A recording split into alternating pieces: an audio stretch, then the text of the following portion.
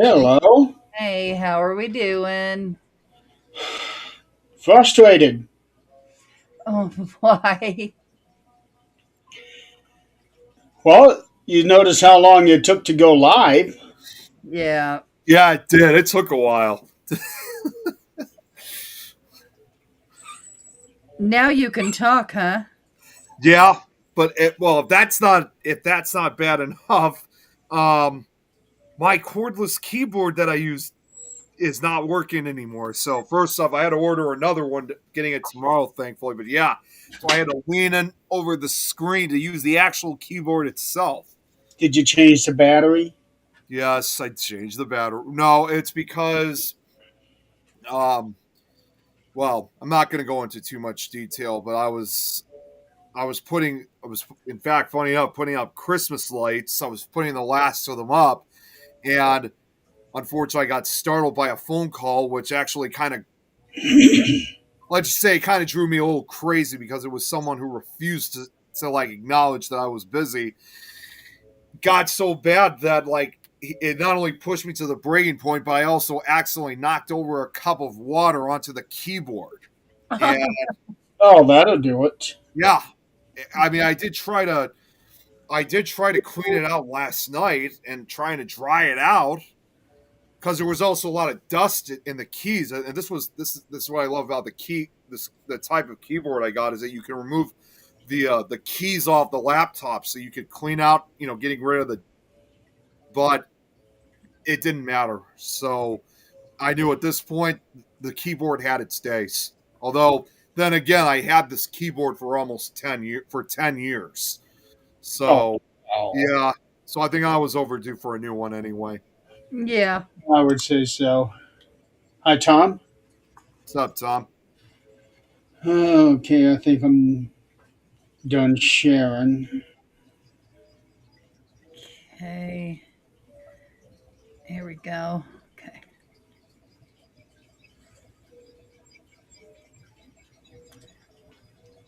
Yeah. I do. Okay. Oh, there we go. Okay. For a minute, it was showing two live on the network.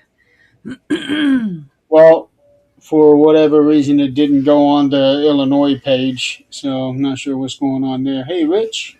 Hey, Rich. Yeah, I noticed that the Illinois one was not working. Ay, ay, ay, ay, ay, ay, ay. Yeah, Well, it's usually one destination that doesn't work.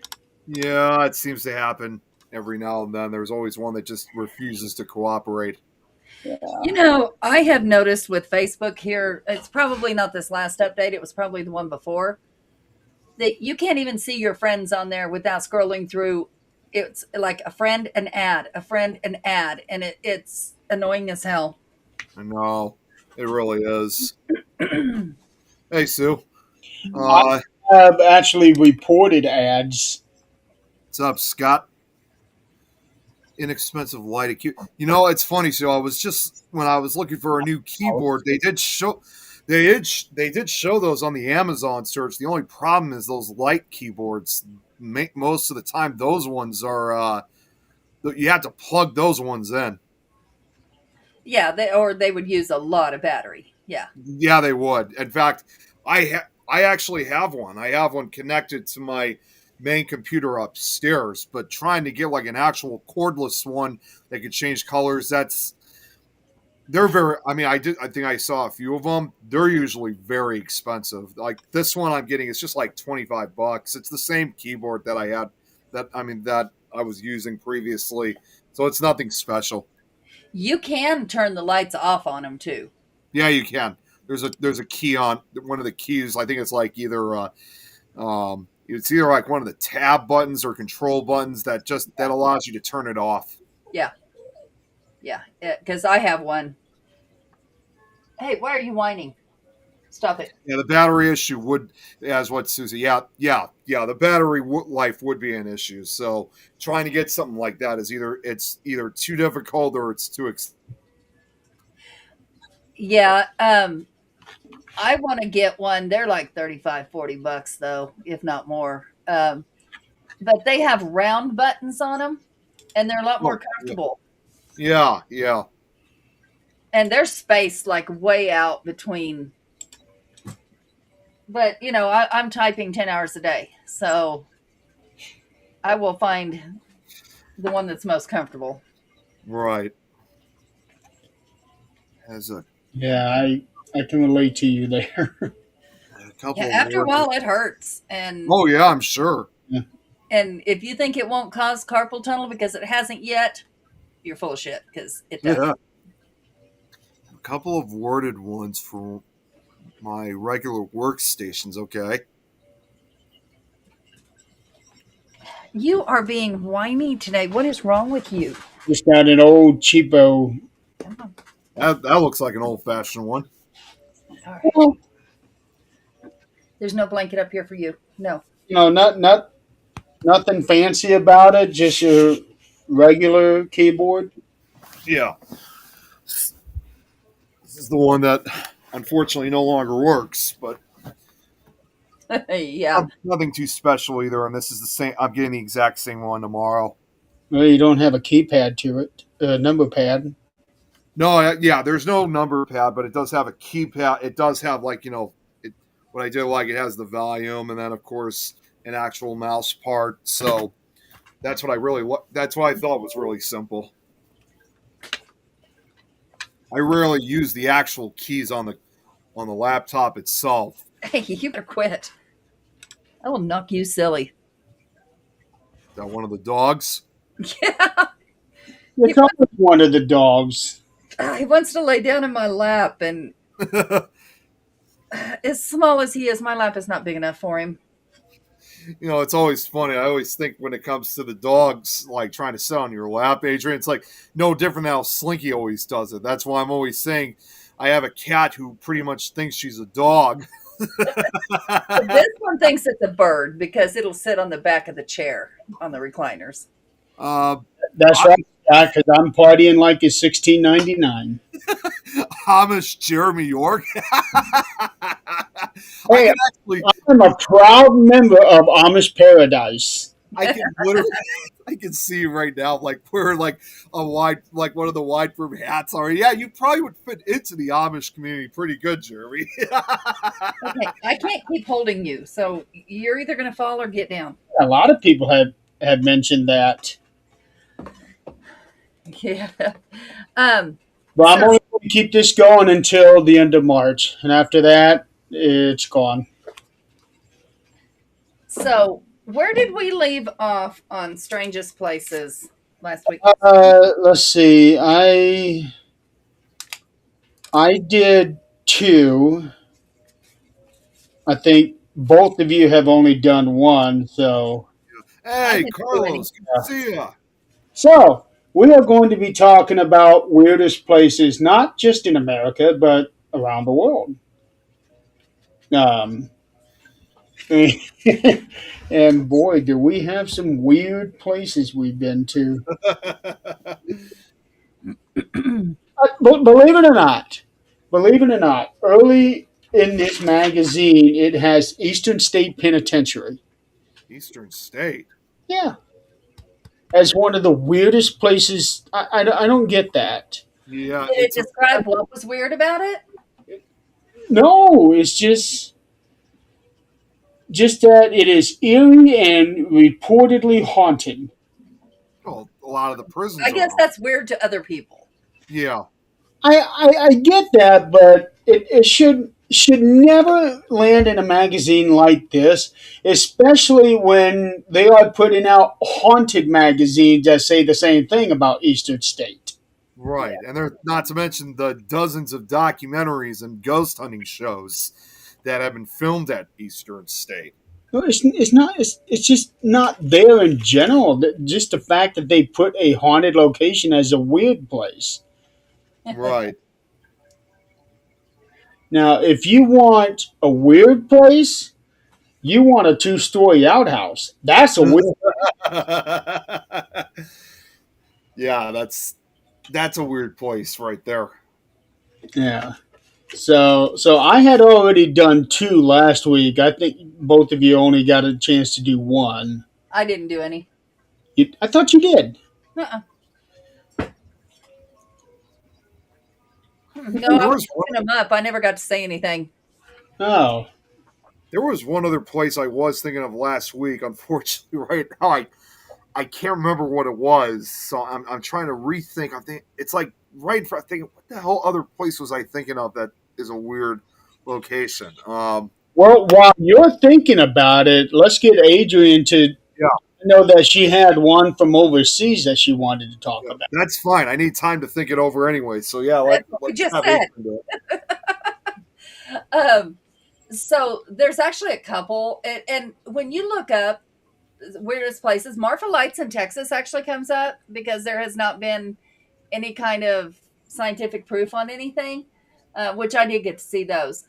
But let me see, where was there is an ocean, there's a hole, um, the natural sinkhole that appears to drain the ocean into a bottomless void. Okay, can you imagine draining the ocean? But yeah, so that is in Gotta go. Thor's Well, is what they call it. Oregon. It's here in Oregon. Oh, I've heard of that.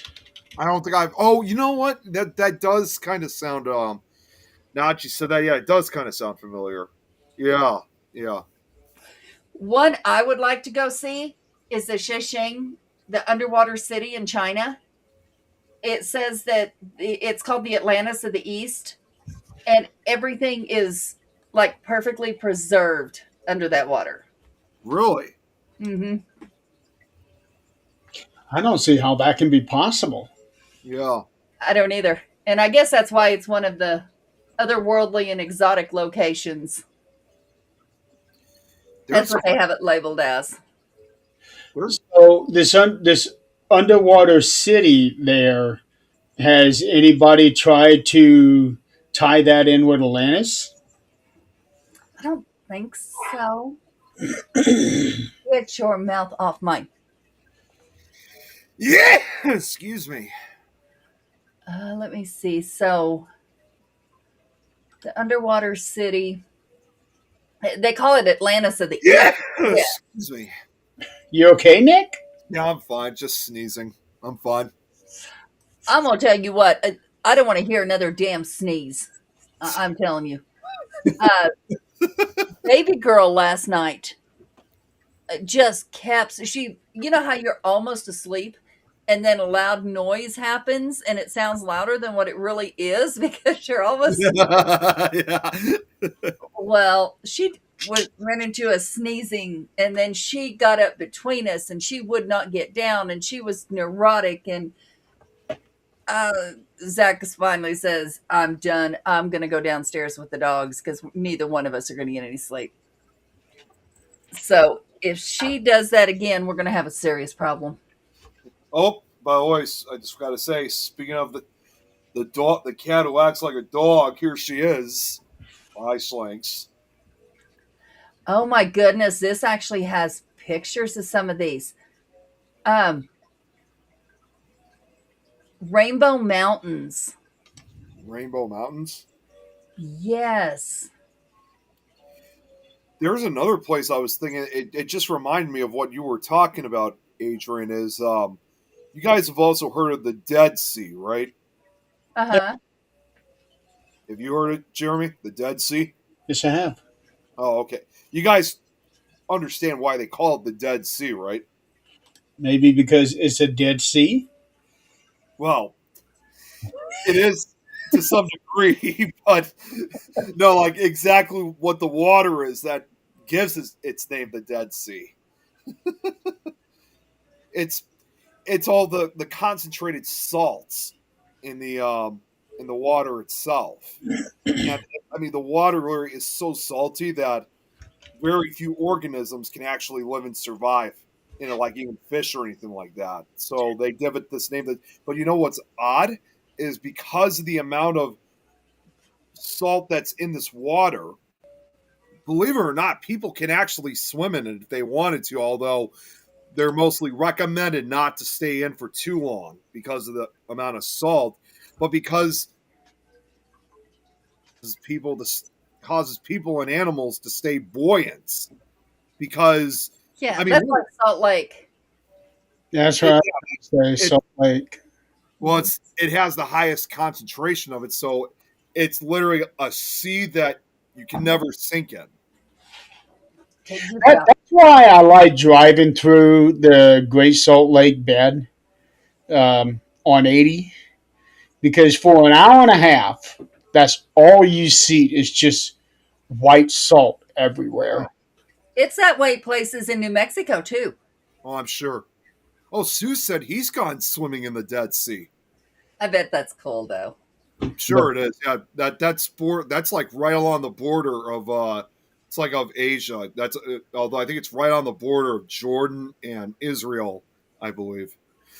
He said the salt seeks out. Oh yeah, yeah. Oh, I bet. Salt seeks out every scratch and itch and lets you. Yeah, don't ever go if you have any cuts or any type of injuries. Trust me, you will be sorry.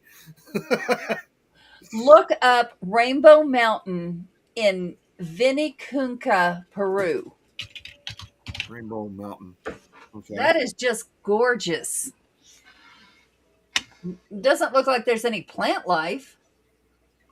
Oh, I remember what I was going to tell you guys. Now I remember what it was. Yeah.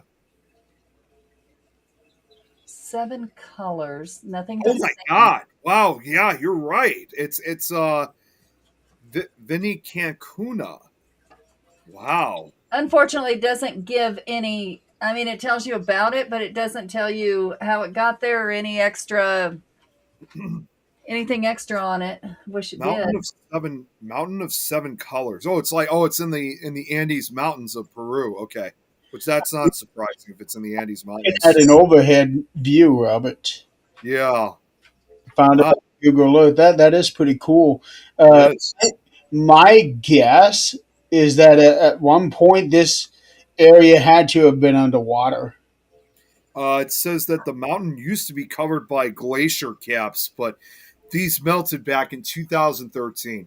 That would make Water. sense. Yeah. Okay, so And it says here it receives significant rainfall during the months of December, January, and February. So probably right now as we speak, it's probably raining over there. yeah. So Nick, while you've got that, you can tell the history on this or why, any extras. But let's talk glowworms. Oh, glowworms. Yeah. They really exist. Yeah, they do. I've seen them. You've seen them where? Well, I saw one that my mom, I think this was like when I was really young. Somebody had one in their hands, a glowworm. No, that's a lightning bug, not a glowworm. No, it was an actual glowworm. It was not a lightning bug this time. Those are only in complete darkness. Yeah. So this is in New Zealand, Okay. Waitomo Caves. And you can go in with tubes or rowboats. And it's best known for one thing, glowworms. Thanks to these glowing larvae, the dark caves light up in a sky of brilliant stars. That's pretty cool. And the picture is just amazing. What the heck are you doing, Slice? Let me see if Let's see here. The beetle family, also known as glowworm beetles, whose Hey, larvae are known as glowworms. The females, they occur throughout the New World, from extreme southern Canada to Chile. Oh, so they're throughout North and South America then. so. Here we go. Let's see if I can do this. Why isn't it letting me do it? What in the hell? I'll do it for you. Isn't that cool? Yeah, it really is. Look at that.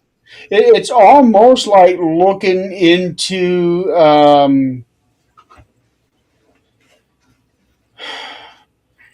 like a really brightly lit night sky.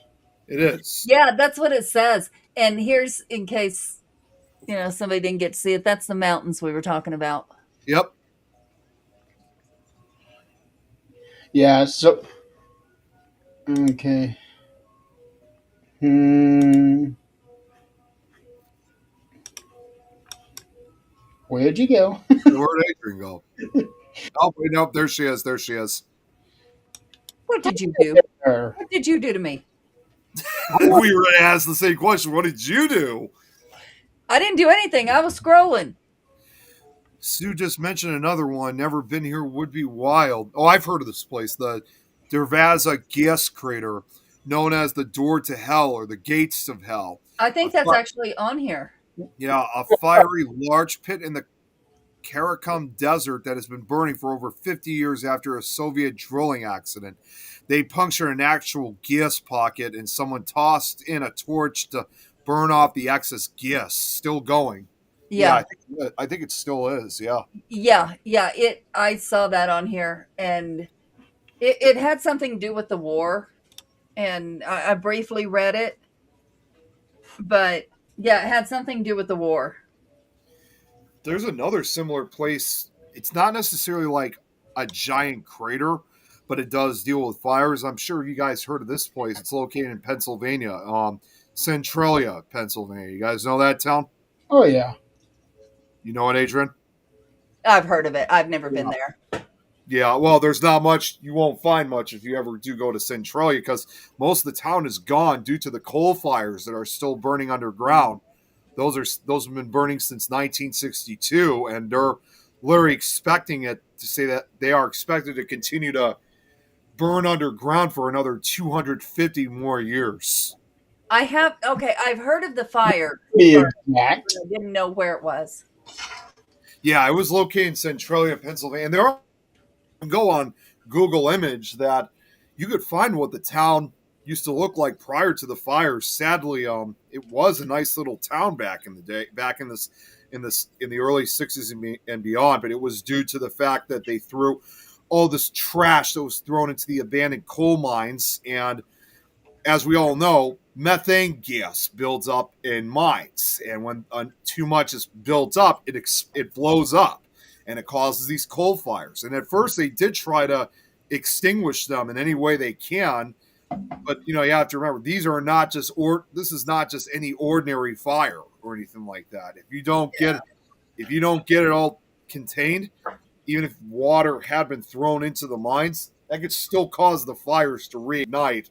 And it just got to a point where they just couldn't fight anymore. And I think today, like I said, most of the town is gone except for 6 permanent residents that still live in Centralia. They got an agreement with the state of Pennsylvania that they were allowed to live in the homes in Centralia for the rest of their lives. Once after they all passed away, the remaining houses then would be demolished. So Yeah.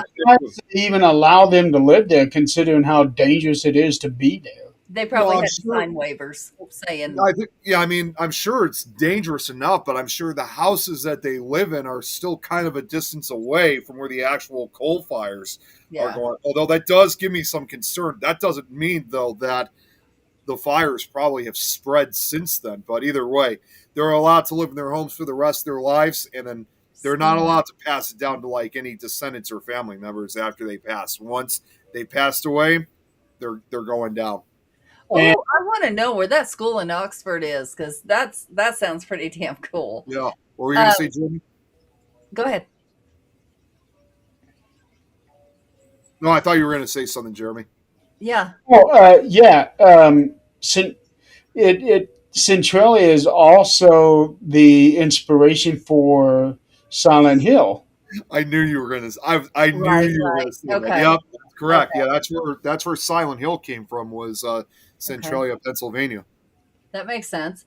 So here's one I want to go to.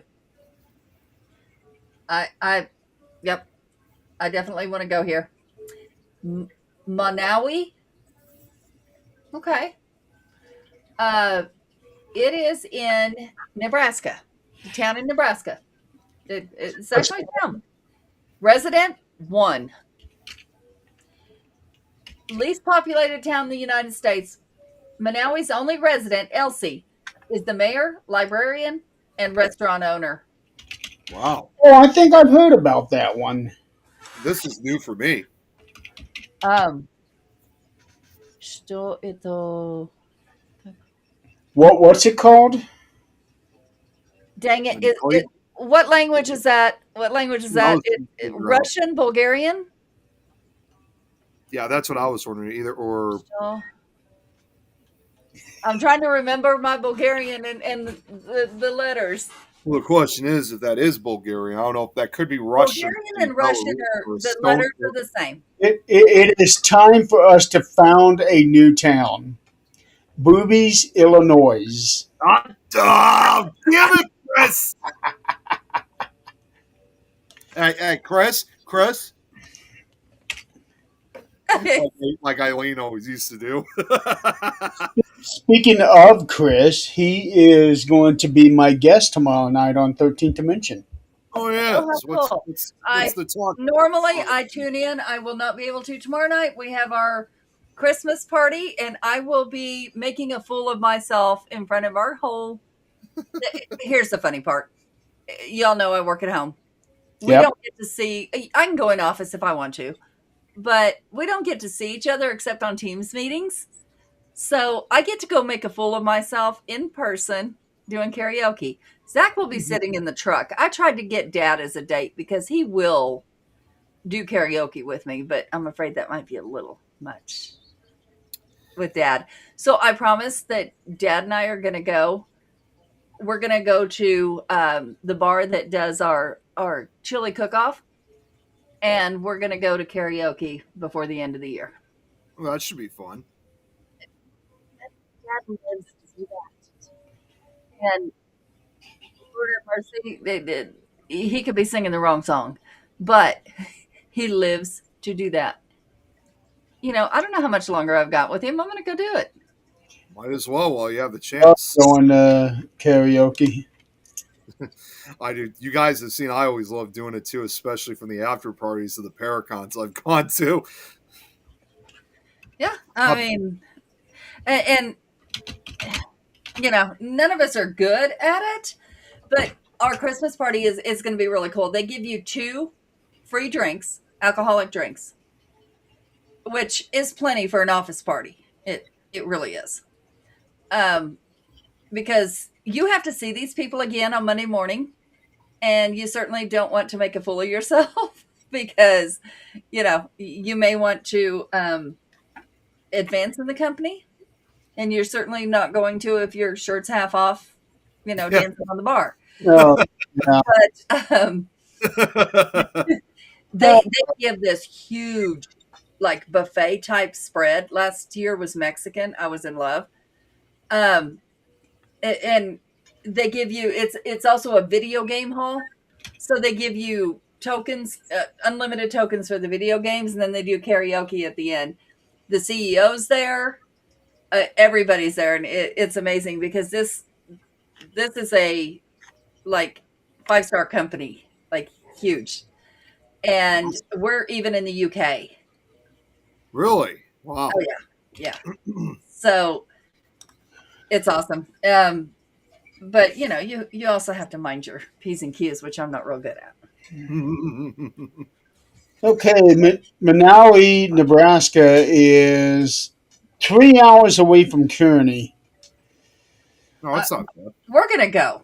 Uh, We're gonna go because if she really has a restaurant, I will go eat at her restaurant. So if it's 3 hours away from Kearney, how far would that be for you then, Adrian?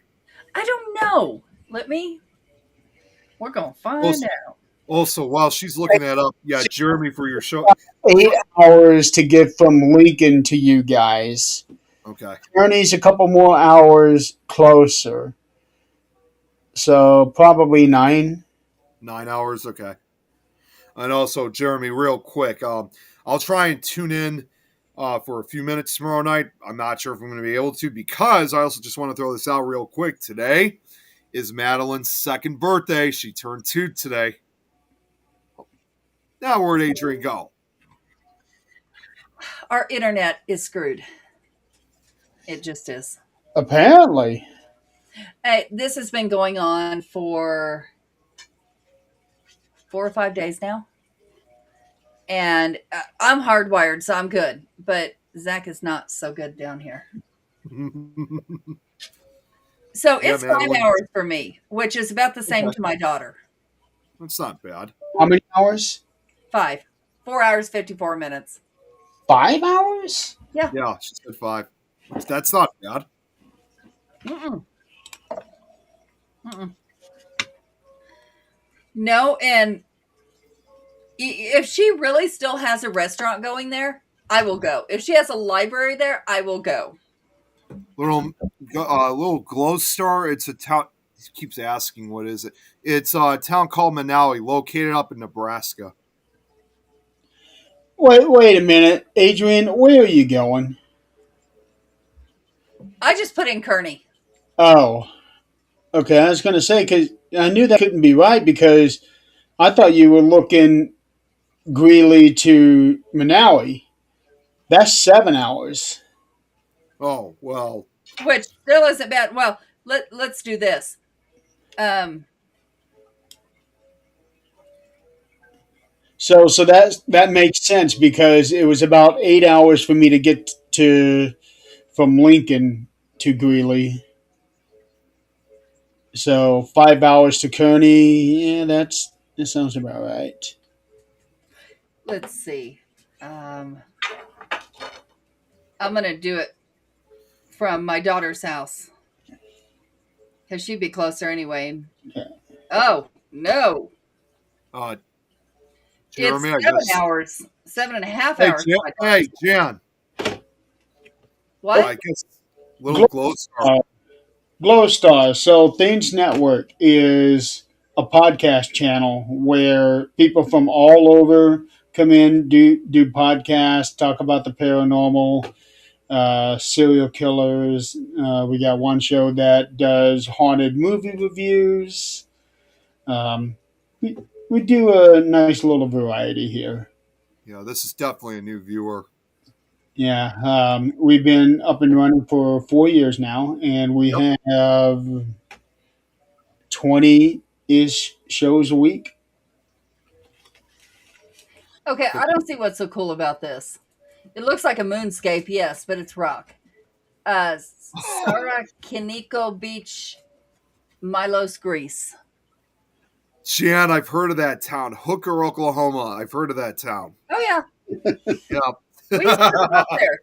We used You to know, live it's actually funny. I know that town because, again, with my research, and it's even featured in some of my videos, I actually have some tapes of a tornado that went through Hooker and Guyman, Oklahoma.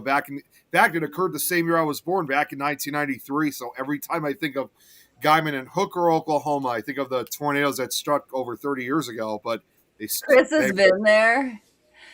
Yeah, I have haunted hot flashes. I wish they were haunted. At least I could exercise them. Shit. Okay, what beach?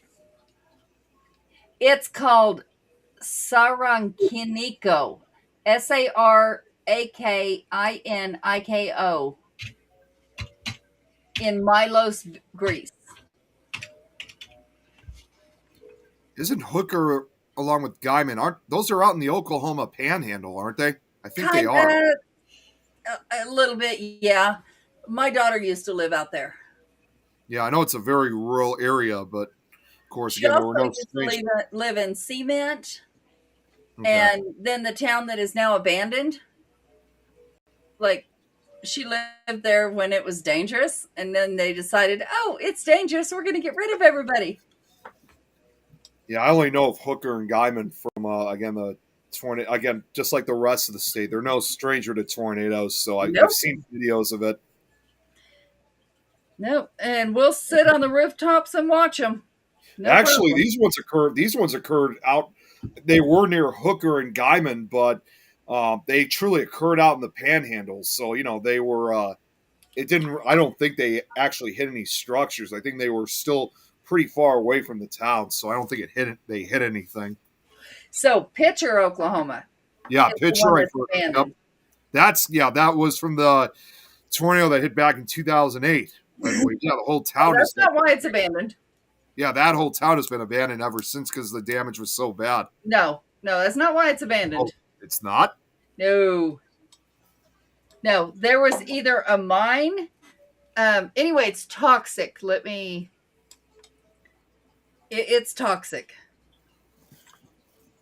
So that's similar than like the case, kind of like with Centralia, because with the coal Toxic. fires and with the coal fires underground in Centralia, you breathe any of that gas in, it's not only toxic, that can literally burn you from the inside out. It's a ghost town known as one of the most toxic places in the U.S. due to the decades of lead and zinc mining.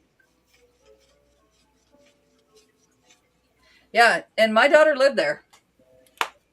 It kind of reminds me of Where you can't live there at all. yeah, No, but I would love. Yeah. Glow Star. Yes, it is. So, Glowstar, basically, what we're talking about today is weird places around the world. Um, and it can be like geographical, or they have some sort of a weird attraction in town. A lot of places have really interesting things. But yeah, this is a show. This is Supernatural Talk. We originally started out as a paranormal show where we interviewed a lot of people, but we kind of moved away from that and started talking about a lot of other different things just to keep things fresh. Yeah, Glow Star. If I may ask, where are you from? Tucumcari. Oh gosh, we've got a lot of missing people around lately, and that's Yeah. not Easter Islands in Chile. I Yep. think that's pretty cool with the statues. It really is. And what's even mind boggling about that is just in the last few years, they discovered that those statues go deep underground. Yeah, they do. Some You of them know are what deep. we have not talked about? What's that? Doll Island. Oh, Doll Island. Yep. That's actually one of the things in here. We're talking about the I want to go island. so bad, and he will not go with me. We're talking about Island of the Dolls, right off in Mexico. It's called Doll Island. Oh, Yeah, Doll Island. Okay, I was thinking of Island of the Dolls in Mexico. it is in Mexico. Oh, it is. So it is. It's the same place then. That's not Yeah. the one that I've got here. The one I've got Hey, Nikki. is Doll's Head Trail in Atlanta, Oh, yeah. Oh, Where's there's that? one here. called Doll's Head Trail. Uh, That's basically, I'll just read it off here. Within a wildlife reserve about 20 minutes south of Atlanta, trash becomes treasure along a 1.6-mile path dotted with unique artistic displays made with doll heads, antique bricks, fishing gear, and more. Sometimes hauntingly beautiful, sometimes just haunting. These installations are crafted entirely from litter found within Constitution Lakes Park. And here's the picture um. that they were showing here. Does anybody know where this Glowstar just revealed where he's from? Nova. Russia. Russia. Oh, I Russia! knew I Wow! knew the language. Holy crap! Oh, that's our first Russian viewer. Wow! I knew the language. Thank you. Check that out. Very, very nice. Welcome. Well, yeah, welcome. You're a first ever viewer from Russia to be watching. Okay, so little closer. I got to know how does Russia feel about paranormal? Are they accepting of ghosts and all those strange things, or no? My family's from Bulgaria. I can guarantee you right incredible. now they are, but they weren't. Yeah, that's real. This is pretty cool. Like, wow. Doll Island. Okay. I'll go. Hey, I'll go. I was gonna say I'll go too if you guys needed someone else because I'll go. I'll go to any place. Doll Island's supposed to be a little crazy, but hell yeah, I'll go. If you want an island um, to go to, I don't Uh, really understand. Okay. Do you know what paranormal is? Another place I wouldn't mind going to is off of either Italy or Sicily. It's supposed to be one of those Black Plague islands. oh, yeah, oh, Povalia. Yes. Yeah, Poveda Island. That's otherwise also known as the Island of No Return. Yeah. I, That I was that one is has got some really really interesting history to it.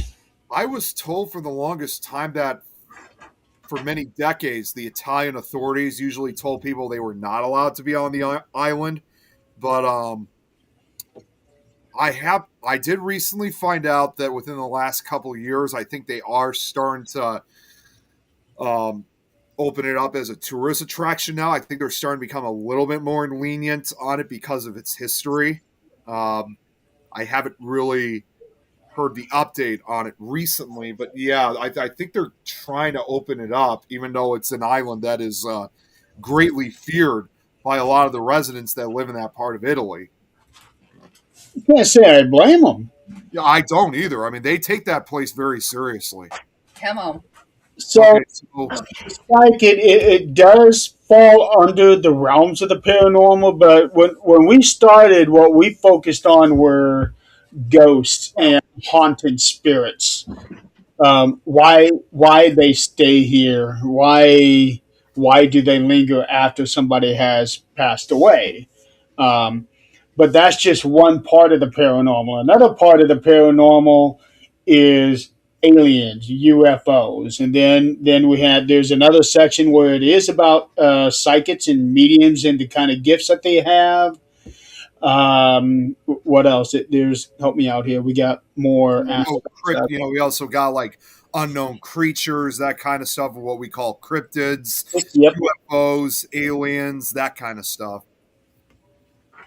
Yeah. Well, aliens is its Yeah. own category. Well, yeah, I know it's kind of it's its own thing, but at times is associated, but not very frequently. But yeah, So anything that is basically out of the realms of everyday normal life. yes. Okay. So I'm Russian. And my Bulgarian is rusty to begin with, but Russian and Bulgarian, I understand the last word is no, but I'm assuming it's something about paranormal. They don't do paranormal. This is pretty cool because I get to kind of brush up on my. Yeah. I can still say the alphabet in Bulgarian. And it's a lot like Spanish because they don't say letters, they say how the letters sound. And it's a lot like Whoa. The hell was that? I Don't don't worry know. about it. Don't worry about it. That's Nikki again in the chat. Paranormal Perth. Mm-hmm. Hello. Yeah, it's not paranormal, I promise you. We've You had know, system issues that have nothing to do with paranormal. I've been needing to see the new episode. I got to start catching up with Skinwalker Ranch. I've heard it's I heard it's really insane over there. Skinwalker Ranch. I I have, and I've been watching between the two, Skinwalker Ranch and Blind Frog Ranch. And ooh, it's been a long time since I've actually seen any of the episodes.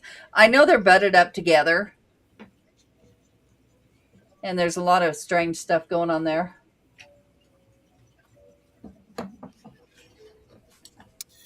I was thinking of another unusual place. I mean, this is definitely something paranormal related, but you guys heard of Brown Mountain? You guys heard of that place? No. It's located in North Carolina, and it's a huge. I mean, it's a huge mountain, but for decades, like we don't even know how long it's really been going. It's been going on for decades on end, in which people have seen these mysterious lights up on the mountain. Like, I don't know if you're really allowed to I mean, I know you could go on the mountain itself like during the day. I'm not sure, of course, if you're allowed to go there at night because most of the mountain is obviously covered by forests. But they said that for decades, they've always been seeing these strange glowing balls of lights, which they've been dubbed the Brown Mountain Lights. And there's like several photographs, videos of the lights, and obviously they don't know exactly what exactly causes these lights. Of course, obviously sometimes they say, it could be some type of spirit activity, or sometimes they say it could be UFOs. We really don't know for, to be exact, but the Brown Mountain lights, are just they're a phenomenal sight to see. I actually, even though people have seen, like, they actually have like viewing areas where you could see the lights at night. What I've been kind of curious is about, as interesting as it's got to be for seeing the lights from a distance. I wonder if there's some way, like, again, I don't know if you're allowed to be there after dark, but if you were actually on the mountain itself and can see the lights like up close and personal, so you can get an idea of where these lights are coming from. Yeah, I think it's probably a lot like the Marfa lights, or like the Texas lights. Yeah. Nobody knows where they're coming from, and I'm sure soon somebody will figure it out. But if you look up most haunted places for spooky castles and eerie hotels, and I don't know why that popped up with world's strangest places, but the UK apparently has, and a hell of a picture. I wish we had somebody who could analyze it, but um, Rainham Hall in Norfolk. Oh, yeah, I've heard of Rainham. The picture outside is just gorgeous with It is. the horses and people being able to view. But there's an inside picture of his almost a complete manifestation of a spirit. Really. The outside makes me think of Independence Hall. Also, just one other word of note, just so anybody, in case anyone asks, involving Brown Mountain, there are no roads on the mountain, so there are no cars or anything that could like be the explanation of the lights on the mountain itself. Yeah, they do. See, I've seen that. I've seen the Wikipedia article on Brown Mountain. There are some roads, just real tiny little things. Yeah, they're mostly. I mean, yeah, maybe like on more on the bottom area of the mountain, but like on the actual like upper portions of it, I don't think there's any roads on the mountain itself.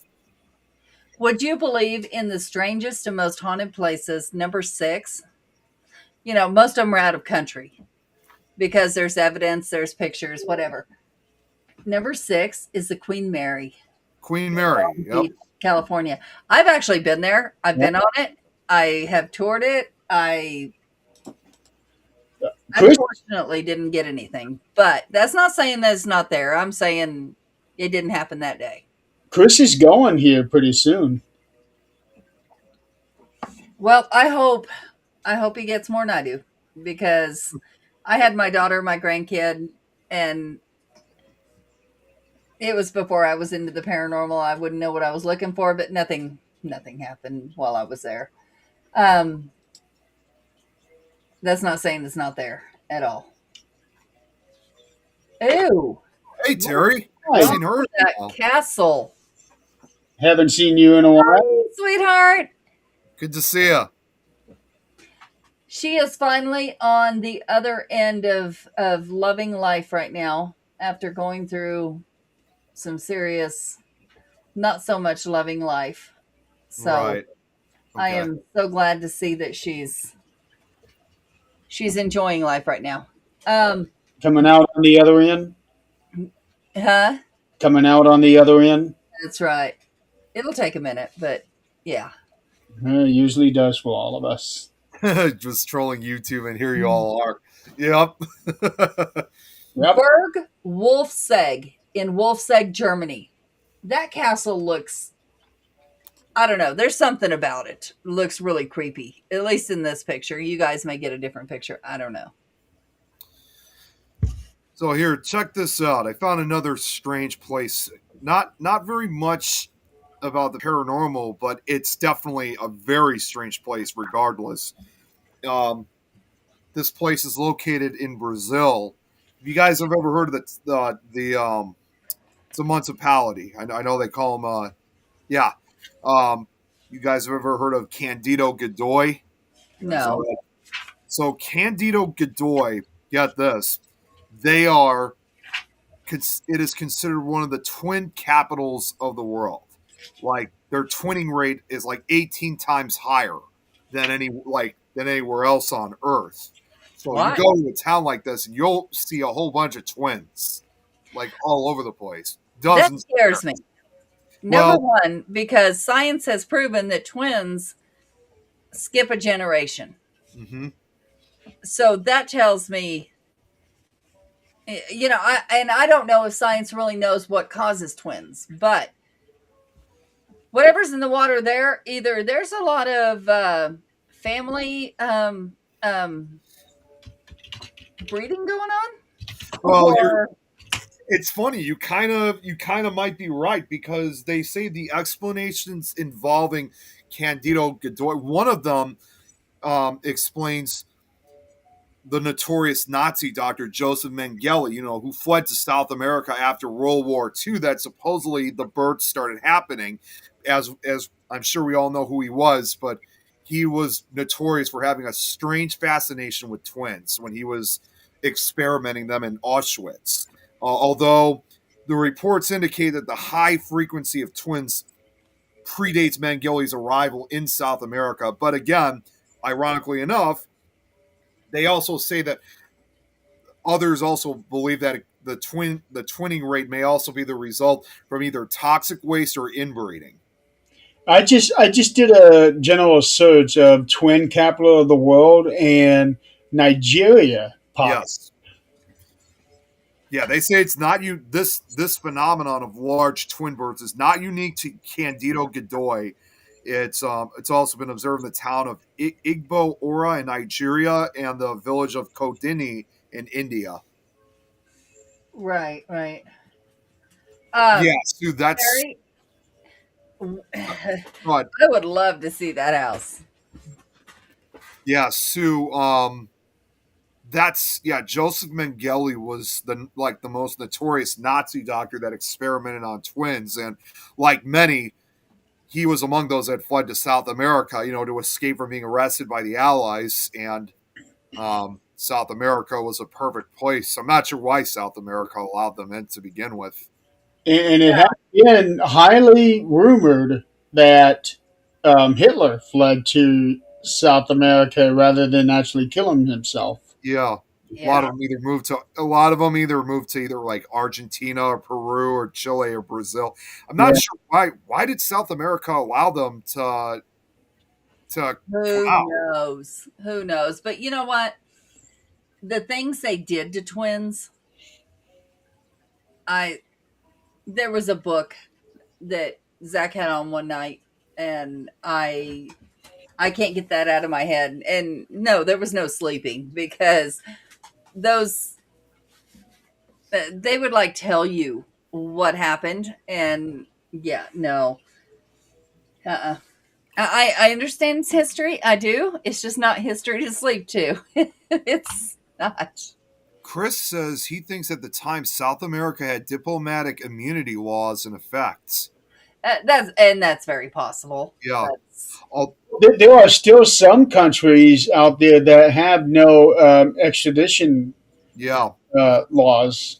Though that didn't stop like some of the allies. That didn't stop people from still trying to arrest him. There was a story of a former Nazi who was I think he was just coming home from something, and all of a sudden it's like a kidnap kind of scenario. The all of a sudden these guys ganged up. They like put a hood over. They put him in handcuffs. They threw him in the car, and before you know it, he was in front of a judge back in the U.S. So it still stopped. Even if they fled to South America, not very many of them they weren't safe just yet. I mean, that much. They were still at risk of getting arrested by other country authorities because they still wanted to pay for their crimes. But like I well, Yeah. back then though.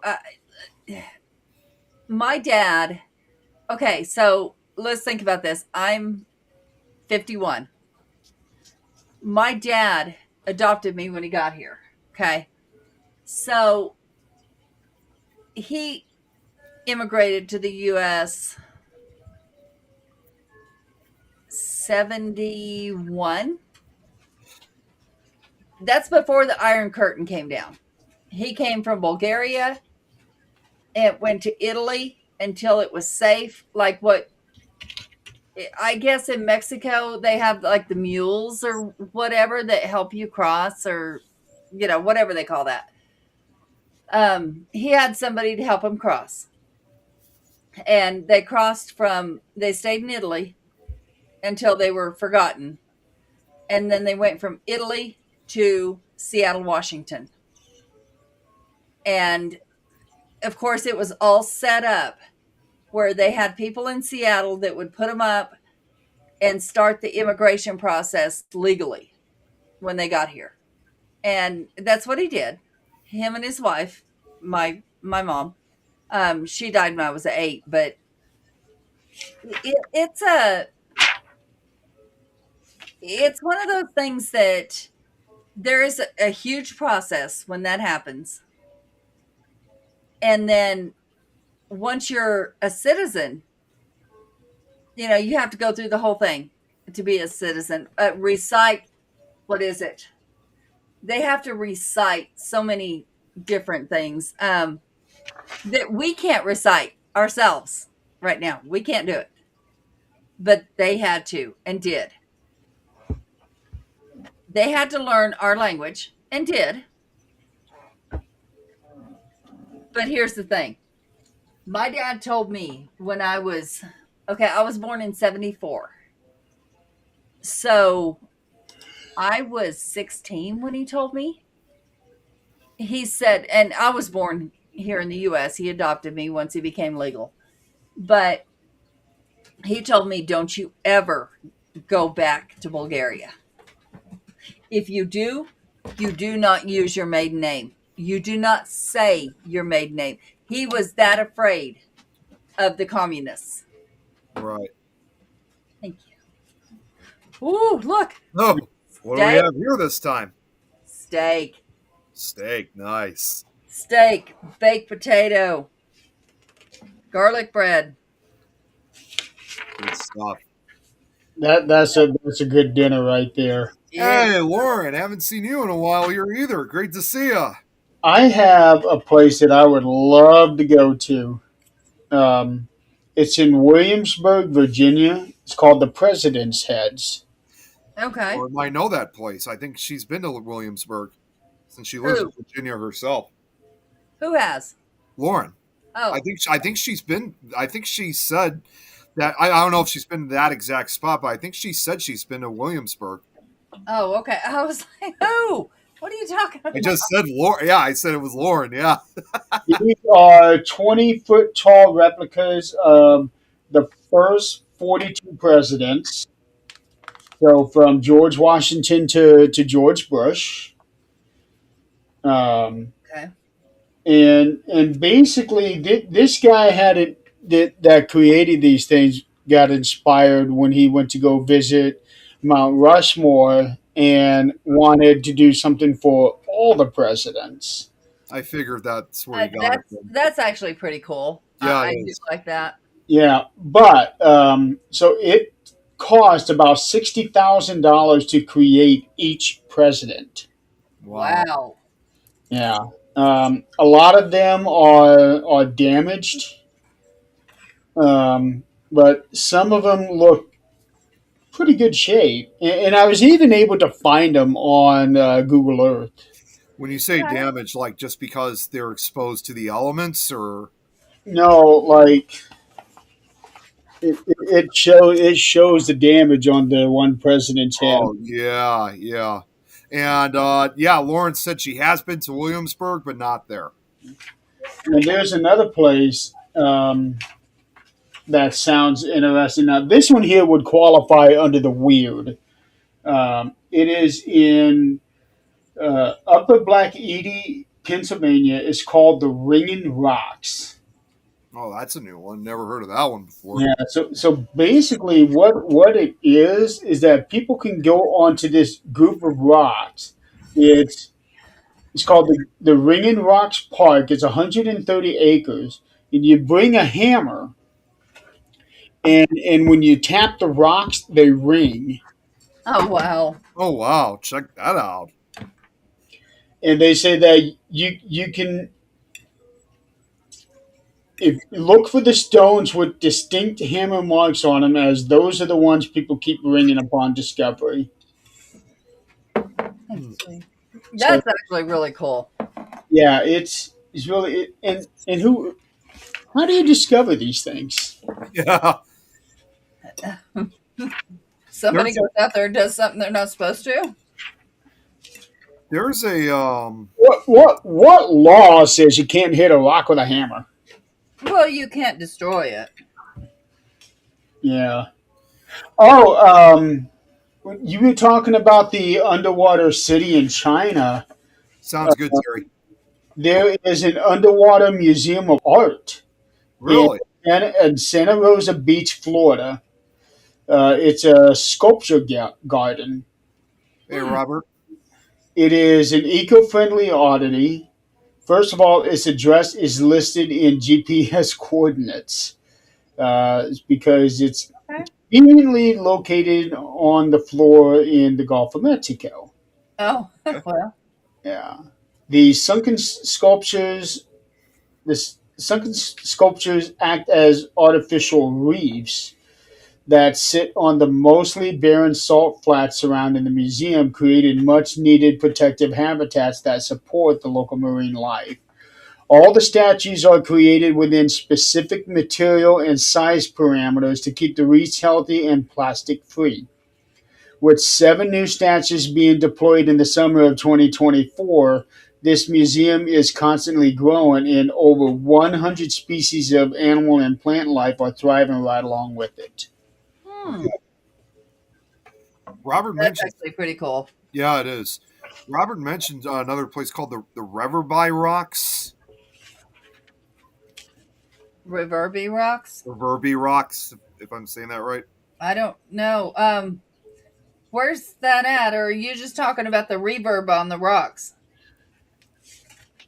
Unless he's talking about something there in Australia. I'm not sure. There is so many anomalies that our money would be so much better spent on trying to figure out what the heck's going on than some of the crazy crap that they come up with. Like, why do rats crap the size that they do? Oh, This oh, is what our government is funding. Robert's asking about your dinner, Adrian. Arthur Lice is in here. It's actually steak, baked potato, garlic bread, and mixed veggies. Here's one that caught my attention. In Tennessee, Sounds. synchronous fireflies. What's that? Okay. Uh, so basically, I'm going to have to read this whole thing off. Prepare to be mesmerized by nature's most enchanting spectacles in the Great Smoky Mountain National Park. Each year, typically in late May to early June, as darkness falls, a curious cloud of lightning bugs brightens up the forest in a dazzling display of synchronized bioluminescence. An awe That's inspiring light show unlike anything else in the natural world. This phenomenon is essentially a mating ritual for the fireflies. The mates flash as a way to flirt with the females. The males flash as a way to flirt with the females of the species. The light pattern appears random at first, but before long, whole sections of the forest will flutter in unison. Visitors admitted through a lottery system are encouraged to use red light filters over their flashlights so as not to disrupt the spectacle. Uh, That's pretty cool. that in, is. insider tip: to catch a glimpse of these creatures, visitors must secure coveted parking passes through a lottery system. Applications open annually in late April, and lottery winners are notified in mid May. Mm-hmm. Visitors can find lodging in nearby Gatlinburg, Tennessee. The guys have the bling, like Roberts. Isn't that similar with what you just mentioned not too long ago, Adrian, about like the glowworms? No, these are lightning bugs. Okay. Yeah. But yeah, I mean more of the light scenario, but yeah. Mm-hmm. Yeah. Robert said like the numeration of birds. Oh, and the rocks, but he meant the reverberation of the stones. Mm-hmm. Let's see if I can find something that's closer to you, Adrian. Well, I could think of one place while you're looking, Jeremy. This is actually not restricted to just one area. It's pretty much around the world. Is you guys have heard of singing dunes, right? No.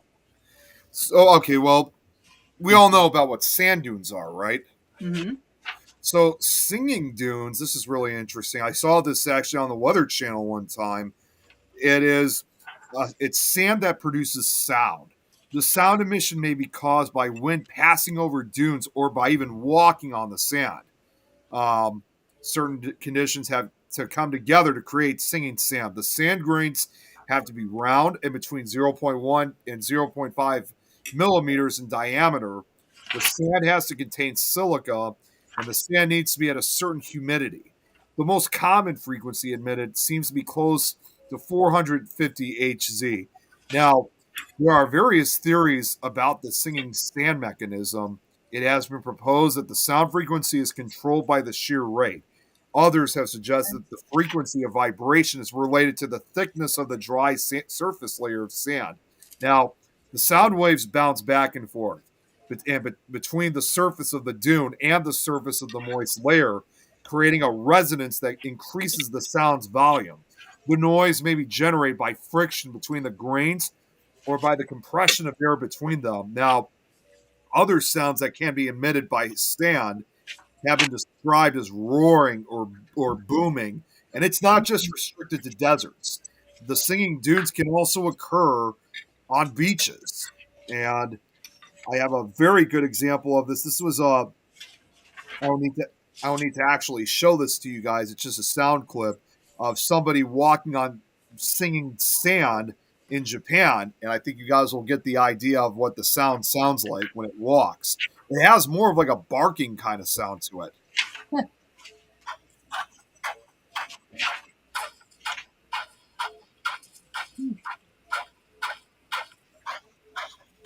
And as you can tell, it makes like a type of sound that makes. They say it either makes a singing, squeaking, whistling, screaming, or barking kind of sound. Yeah. I would imagine it's the density underneath it. Well, I'm not going to read it all because obviously it's way too much, but it does say, of course, not all sands sing, whistle, or bark alike. The sounds have a wide frequency range that can be different for each patch of sand. Fine sands, where individual grains are barely visible to the naked eye, produce only a poor, weak-sounding bark. Medium sound size grains can emit a range of sounds from a faint squeak or a high-pitched sound to the best and loudest barks when scuffed enthusiastically. Water also influences the effect as well. Mm-hmm. But of course, wet sands are usually silent because the grains stick together instead of sliding past each other. But small amounts of water can actually raise the pitch of the sounds produced. Adrian, when you go to Kansas, do you know a Cawker City? No, I don't think that's something we go through. Okay, because Cawker City has what's called the largest ball of twine. Oh, yeah. Oh, Robert confirms that too. A few beaches down here squelched down here when Okay, so they got. I'm not surprised. Australia is no exception. I'm sure they have singing sand dunes over there too. Imagine if roaches glowed like that. Oh God, don't remind me. Here's something for you, Nick. Oh In God. Casey, Illinois. Oh, in Illinois. Okay. Yeah, Casey, Illinois. Big thing, small town. Oh, Casey. Yeah. Casey is just a small town, but they have a lot of things that are gigantic. Like the world's largest mailbox. Oh, really? Yeah. Rocking chair? World's largest rocking chair? Probably. Has to be. It's, Oh my God! Wow! and a barber pole. Oh wow! I mean, I've never been to Casey. I've heard of it, but I didn't know it had these huge things over down there. Let's see. Casey is. Well, singing sand beaches. I mean, we even have some here on the banks of Lake Michigan. Check that out. It's directly south of you. Yeah, that sounds south. That's pretty cool. Let me see. Yeah, let's see. Yeah, world's largest rocking chair, world's largest mailbox, world's largest pitchfork. Um, It's actually 40 miles from Gaze. oh my God, we weren't even that far away then. Jeez. Yeah, it's 40 miles from Oh Gaze. man. Oh, we could have stopped there then. Yep. World's largest key, world's largest world's largest mousetrap, world's largest wind chime. What else we Oh, got? man. Think about the sound that wind chimes would make. Oh man. World's largest bit yardstick. There is nothing in of anything from Colorado. World's largest yardstick. What the hell? Because a yardstick is a yard. I mean, it doesn't get any larger. It's a giant's large It's a yard. giant large stick. A yard is a yard. What the hell? Let's see what else they got. Yeah, it's known for its big things in a small town roadside attraction. Um, how come? Damn it, we could have stopped here probably on the way back. Oh my God, world's large, world's largest knitting needles. World's large, largest crotchet hook. World's largest golf tee. Crochet hook. Crochet. Crochet. Sorry, yeah. World's largest golf tee. World's largest wooden token. I'd like to see the world's largest headstone. World's largest Dutch wooden shoes. World's largest pencil, and world's largest bird cage. Oh my The God! question on that is why? Why? I don't know. What purpose does that serve? Um, It's a town with a gimmick. world's Yeah. largest, world's largest teeter totter. World's largest golf driver. World's largest swizzle spoon. This is all in that town. Yeah, it is. World's largest gable, although that's currently in Marshall, Illinois. Although they do say the other two have since been beaten. That's where the those were the world's largest knitting needles and world's largest crochet hook. Oh my God! Oh, this one. Oh my God! Now I gotta get a picture of him. There's other big things that haven't gotten records, like the big ear of corn.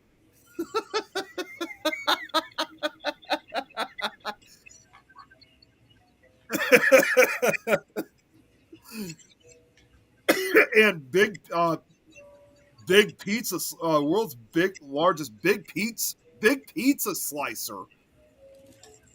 Oh, that'd be good. I agree. That's amazing.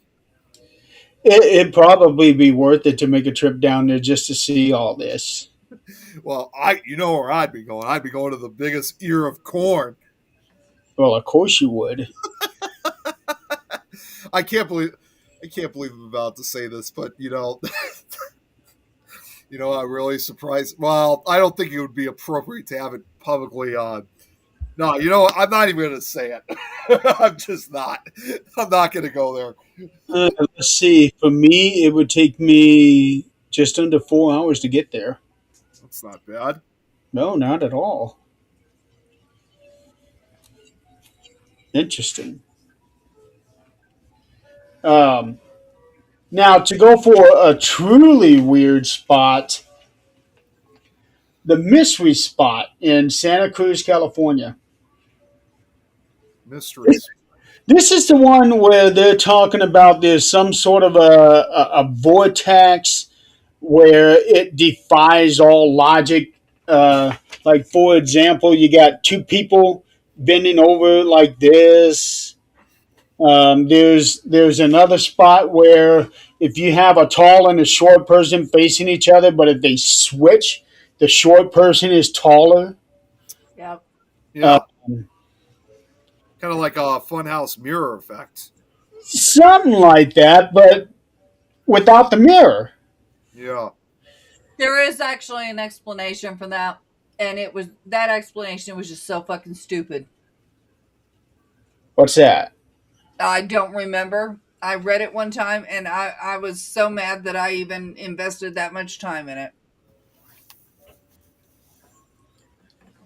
But yeah, because there's other things here. May find yourself walking normally, but suddenly seeming to be at a 17-degree angle and questioning whether if you're tilting or the world around you is gone askew. It's a 150-foot circular area in the redwood forest. Let's see. Theories about what caused the strange phenomenon include carbon dioxide in the earth below, a hole in the ozone layer above, a magma vortex, or even the work of alien crafts. One thing is clear: you need to experience it to believe it, or not believe it. I've been in the redwood forest, not there, but redwood forest is amazing because some of the trees are big enough you can make a home in, and people did. I know that there are some trees that they dug a tunnel through so you could drive through them. Oh, yeah, but there was people that actually lived in those trees, and it was pretty cool. Whew. So another place I could think of, this one's kind of right up my alley, actually. It's I know there's a lot of locations that are known about that have the same name, but I'm talking about a particular one. Um, I'm talking about a particular one located in New Jersey, and it's called the Blue Hole. Does that ring a bell? No. Mm-mm. It's a lake that's located in it's in located in the Pine Barrens, in fact, in New Jersey, of Monroe Township, Gloucester County. It's a clear blue body of water situated in the middle of a dense forest. Again, it's in the Pine Barrens, with many similar such lakes in its immediate vicinity. Now, the water has warm and cold spots, averaging from 58 to 60 degrees Fahrenheit. But the lake's color is unusual, as most lakes and ponds in the area are usually brown, brownish due to large deposits of bog iron and the presence of tannic acid. But this is like a crystal clear blue lake, so that's why it got its name, the Blue Hole. Now, in the 1930s, the Blue Hole was a popular party and swimming spot, a wooden footbridge over the Great Egg Harbor River that once made the hole easily accessible. Unfortunately, was wiped out by a storm in the 1960s. To this day, it can now only be reached by foot. Now, the Blue Hole has largely been abandoned. There are many other blue holes in the immediate vicinity, as well as quicksand and other seasonal ponds. So that's something you got to be careful with when you're going through. And lakes that form from springs seeping from high water tables. Now, it's not to be confused with numerous former quarries in the area, which are much larger and have a vibrant sky blue color. Now, they say supposedly at its deepest point, the Blue Hole is 100 feet. The bottom appears to be consist of sand rather than mud. Now, swimming and diving in the Blue Hole are both illegal but rarely enforced. Even to this day, it remains a popular swimming spot during the summer, even though, it's illegal to go. But this particular Blue Hole also has a number of urban legends surrounding it, such as that it is bottomless with powerful. They say it's 100 feet, but they really don't know for sure. So there's this urban legend that it is bottomless with powerful currents. That the water is freezing cold year round, even during the height of summer. Um, Over the years, there have been a couple of drowning incidents that have occurred, and even on rare occasions, some of the bodies were never found. And this is more of my alley, but I can tell you right now, because it's located in the Pine Barrens, some believe that the Blue Hole also serves as a hiding or living spot for the Jersey Devil. Supposedly, they even say the Jersey Devil is known to actually hide and live there, which is why it's not frequently seen too often. So, in some way, it's like an underwater cave in some degree. Hmm. You know, you go to most haunted places, most haunted hotels in America. Number one is Stanley Hotel. Yeah, which I'll be going to next year. You know, You are? Didn't I tell you before, Jeremy? No. no, you didn't tell neither one of us. I could have sworn. Okay, And I live here, shithead. well, I no, it's I thought I told you guys a while back. Okay, so even if I did, allow me to refrain that. So, Adrian, I wanted to let you know that too. I am coming out to Colorado next year. Don't remember exactly when. I think it was sometime in early 2026. It was okay. Yeah, it was Chris that. Okay, it was Chris that. Okay, so yeah, I am going out to Colorado myself next year. Actually, for as hard as I don't know how they were able to afford it. Actually, for a cousin of mine's wedding, they're having it at the Stanley Hotel. So I'm not sure exactly how long we're going to be in Colorado for. But if I have a day to spare, so Adrian, I would have said why don't we meet up while I'm visiting in the state? Yeah, absolutely. I can come up and see you. Yeah, Are you staying at the Stanley, or just the wedding's going to be there? I'm not sure. That's something I have to talk to my parents about. I did say to my mom at one point that I said, obviously there's definitely not going to be any time for us to do like any type of investigation or anything like that. But I did say to my mom saying, okay, I know we're going to be there for a wedding, but I am going to still bring my vest and paranormal clothes so I can do my pose in front of the Stanley Hotel. I still need to get a picture of that while we're there. And she said that was fine, of course. But yeah. Yeah. They're So, doing the haunted tours over there. I know that. Yeah, I don't know if they right. investigations. To Yeah. answer your question, They have not been doing No. investigations there. Not for No. years. that's over. Okay. What they are doing is really publicizing things that they shouldn't. And Jan is exactly right. It is overrated. I've been there twice. Yes, I'm not going to say it's not haunted. It is. Yeah. But, and this is going to sound really bad, and I'm probably going to offend some people. But we all know the person that saw something, ran, and never came back and would not speak about it. Never. Nope. And people have tried too. Right. He will not talk about it. Now, can I say 100% that he didn't see anything? No, absolutely not. But could he have been on fucking drugs? Yeah. Yes, Here's it the is true. thing. Well, it was during this time when he was heavy into drinking, and that with all of that combined is how he came up with the story there. right. Yeah. So, well, no, that's not the one. That's not the one I'm talking about. There was another one that stayed there and it will no longer, he left and he left quickly Oh, that one. and will not speak about what happened. Now, could he be on drugs? Yeah. But now I have seen pictures that I cannot say they're 100% real, but I watched them being taken. And then they showed up in the camera. I did not get to analyze them as to where was the sun, where was this, where was that. I don't know. Do I believe it's haunted? Yes, absolutely. Do I believe it's more haunted than anywhere else? No. No, I don't. But they are making so much to do. And they're doing that so they can make money, the new owners. And I don't like that. Yeah, and like what Jan said, the only reason it's popular, yeah, like what, yeah, because of Stephen King. Oh yeah. Uh, partially. Partially. Um, why? It was not well known like it is now. There we go. Yeah, Yeah, I mean, partially it is because of him. Now, is the owner there? Is his wife there? Yes, yes, absolutely. Is there a little girl there? Yes. And that's because her mother got killed.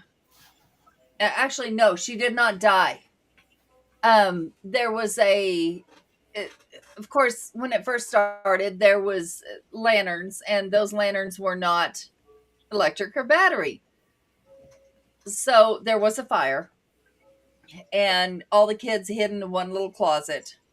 We did get that while we were there. There is certain things, but to the extent of what people say, and I've talked to people that work there that have no interest, none whatsoever in, I mean, they get no money out of this.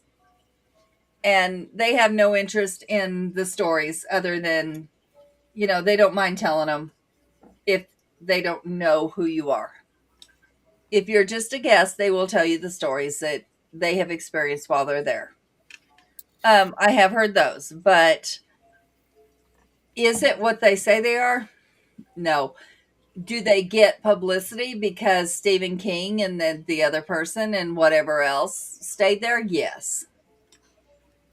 I thought there were also a few kids. There was more than just a little girl. I thought there was other kids that were said to haunt the fourth floor or something. I'm sure there is.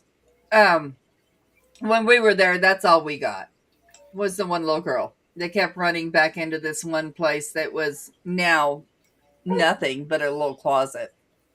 I don't know what it was then. Yeah, But I mean, people make money off of things that they think they can. well, regardless of what's going to be happening when I go to this wedding, like I said, when I get more details about like how long we're going to be there for, I'll definitely let you know, Adrian. Okay. So that way you can know ahead of time. I mean, again, I don't expect that we're going to be there for very long, but Right. even if I have just a few hours to spare or something like that, it would be great to meet up. But yeah, it's Yeah. I just don't know exactly. I just can't remember exactly when that's going to be. Of course, also I don't know how far Chris lives from that area. If Chris wants to join too, he's more than welcome to. Chris is in Colorado Springs, Colorado Springs, okay. Mhm. so that's a couple hours south just of Denver alone, and then you got another couple more hours to get up to Estes Park. That's Yeah. all right. He can drag his ass up there. I don't want to hear it. He drives for a living. Nah, exactly. Now, speaking of Stephen King, when you think of the state of Maine, what do you think of? I know that's where he lives. But besides that, Um, that's where a lot of his stories are based off in the state of Maine. nothing to do with him or his story. Okay, okay. Gee,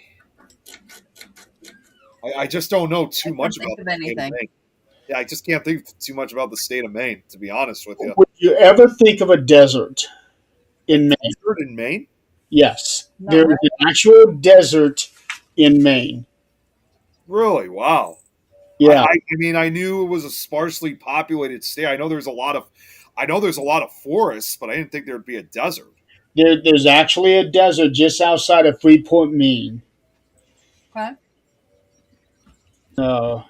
yeah, that's really interesting. Maine is beloved for its lush green forest, but smack dab in the middle of Freeport.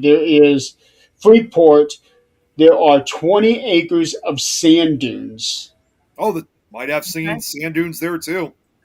Not, no doubt, Mother Nature's anomaly. They were formed after the last ice age and have been a long-standing attraction for uh, visitors who have been coming to see this odd desert for nearly a century now. Main lawn Now, alder just mash. I don't know what he's referring to, and Is also that where mash was filmed? I don't know if that's where, but okay. And Chris also said that's about a 4-hour drive for him to Estes Park, so that's not bad. So you live. Come on. Well, and here's a question about this desert in Maine. Then, if it's in Maine, um, considering that it's obviously pretty much the real last state that borders the U.S. Canadian border, does that desert also extend into New Brunswick? Into New Brunswick, then, Jeremy? Let me see. It's actually very close to the Atlantic. Okay, Um, it borders the Bradbury Mountain State Park. okay. Chris was saying Mash was filmed in Hollywood. Alan Elda character was from Maine. Okay, Okay. Okay. Guys from Maine. yeah, I've watched Mash in the past. I used to watch a lot, in fact, with my grandfather. So He I'm was proud of you. talking about Maine. that was a good show. I think they still I don't know if they still broadcast it on May TV anymore, but I have I'm seen. sure they do reruns. Yeah. Yeah, they do. It's a good show. I like it a lot. They do because it's on one of the channels that Dad watches. It's usually like a late morning show now. Yeah, it is. My dad told me how the very last episode of the show, it's like it had everyone's attention. The final episode, like everybody was watching it back when it Oh first. yeah. Absolutely. Do you guys like Ben and Jerry's ice cream? Night, Keith. Yeah. Oh, good night, Keith. Have a good night. Yeah, I'd like Ben and Jenny. I don't like the price, but Ben yeah.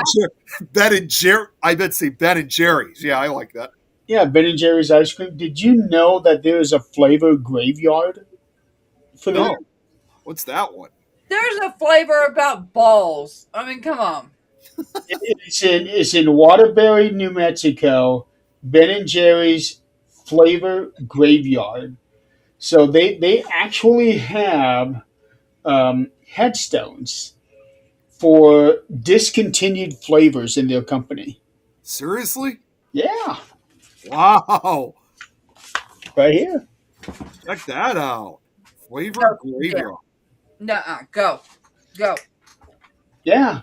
So one is feature this one making whoopie pie. Oh, yeah. Okay. I'm There's sorry. one about balls. I mean, they have no discretion Well, whatsoever. now I think you know what I'm going to be honest right now. I think I now got get the understanding why they of the inspiration for Bertie Bott's beans and Harry Potter because they're every flavor beans. Now that's probably where they might have gotten the idea for those.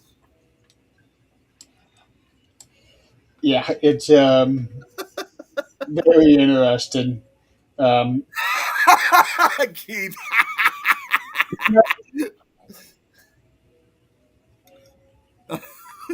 yeah. Peanut. That's her ice cream as I'm signing off. There's Devil's Food Chocolate. I don't know why they would discontinue that one. Isn't that a popular flavor item today? The Skiji Chunk. I don't know what that is. Witty Balls. There you go, Adrian. Witty Balls. Cool Britannia. Yeah, they got some rather interesting flavors. Where do they come up with this stuff? Well, they've always been known for their unique flavors. Yeah, yeah. But up until I read this magazine, I never knew that they actually had a cemetery dedicated to this. Yeah, yeah. And in Boston, Massachusetts, you got the Museum of Bad Art. And when I say bad art, how bad is this? Ah, jeez. I had to look for I had to look away for a second. Then all of a sudden, there's that. Oh, that's gonna give me nightmares. Well, I mean, what some people call art, others call garbage. So it's all in the eye of the beholder, I guess. This Museum of Bad Art has been going on for 31 years. Yeah, yeah. Wow. It's well, let's see here. It's been going on longer than that. It started with me in like third grade, where my third grade teacher was an art teacher and thought it was a good idea to put up our shoe on our desk and attempt to draw it, and thought that we'd be perfect at it. That's where it started. That was 45 years ago. So, Sweaty Balls, Yep, there we go. inspired by the classic Saturday Night Live sketch that hold on. I'm magnifying this with my phone, so Why am I not surprised from SNL? that dish, the Sweaty Family recipe you can't resist, are rum and malt ball filled creation, fueled with sweaty frenzy across the nation.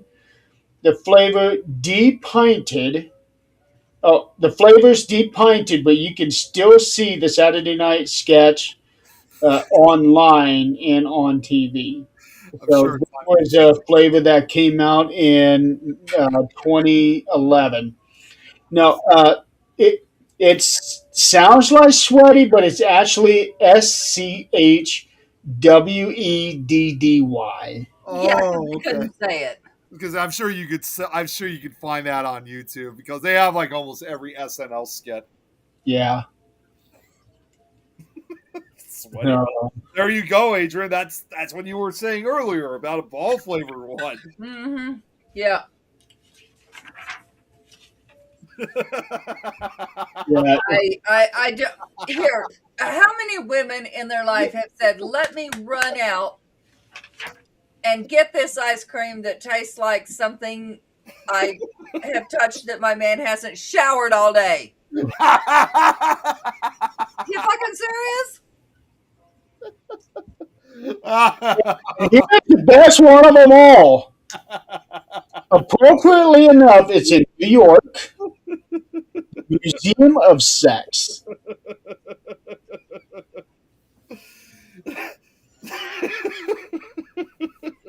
Anybody want to tell me how these people put flavors to this shit unless they've done it? I have no idea. That's I- what I said. Where did they come up? Buffalo sauce ice cream. Oh man. Mm-mm. I had actually pitched a buffalo sauce ice cream, and then about 2 years later, I don't even know what company it was. It wasn't us, but there was a spicy ice cream that came out, and it was just a plain flavor. Either you can get chocolate, you can get vanilla, but the fudge was spicy. Mm. I liked it. I tried it a couple times. I actually liked it. No, I'm good. Just bought Nate ranch dressing set. Ew. That doesn't even sound good. No.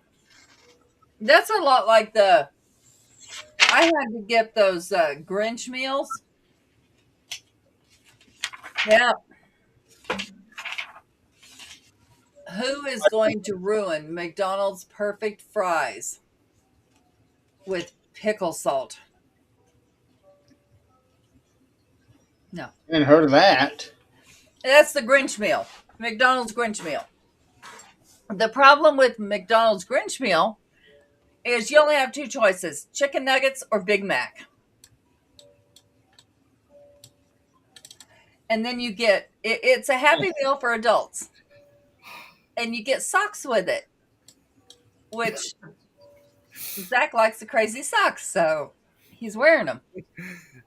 But if you think I'm going to put pickle salt on McDonald's 100% perfect fries, you've lost your mind. Oh God. Not. You know, I have actually tried something. Don and I tried this like 2-3 years ago. This was only for a limited time. They were coming up with a new type of Pepsi. Maybe you guys have seen it. Maybe you guys hadn't. It was a type of Pepsi that he and I tried. And what was odd was the flavor. They were making it Oreo flavored. And no, actually, no, I take that back. They made that one. No, I'm thinking of a different one. That's not the one we tried. They made like a blueberry flavored Pepsi or some sort. So Don, I have blackberry Dr. Pepper. well, yeah, I mean that's Dr. Pepper though, but like the way how they made this, we tried it for the first time. We actually tried it at a party I think I was having. Oh, Holy crap! Did that? man. Wait, what? I'm done. Oh, yeah, just like Thank you. like I said, it's like the jelly beans. I'm done. Jan, that actually sounds like the Birdie's jelly beans that they have on Harry Potter. That's what I just said. The Birdie Bots every flavor. Yeah, they had them at Walmart for a while. Yeah. I wasn't touched. They have booger. They had all kinds of things. Yeah, that's. I'm good. Why do you think they call them every flavor beans? They're not just your ordinary flavors. It's literally anything you can. I'm good. I'm honestly even surprised they haven't made one that is shit flavored or something. Who would have tasted shit to find out? Dumb. I understand. Ew, actually. Child. But I understand. no, like yeah, it was like they pick their nose and eat it. I get it. They may remember it. You may have accidentally, if you're a mother, may have accidentally, or a single father, your child's snot ended up on you because this child flung it or grabbed its face and touched you with it. It's going to happen. And yes, it does happen. But shit. How do you end up with shit in your mouth to find out how that is? It's like what Jan said, bamboozled. Here's one in Austin, Minnesota. The Spam Museum. Spam Museum? Yeah, the meat spam. Oh, okay. Yeah. They have a Spam Museum. How does that entail a museum? So there's only one way to honor a stable shelf item that's equally mocked and beloved, with a 14,000 square foot museum in the city where George H. Hormel and Company first created the meat product, with 9 galleries. 9 galleries. Yeah, featuring everything from photo opportunity to interactive games and covering all spam topics from history to global influence. Every visit to this Austin, Minnesota museum is guaranteed to be perfectly canny.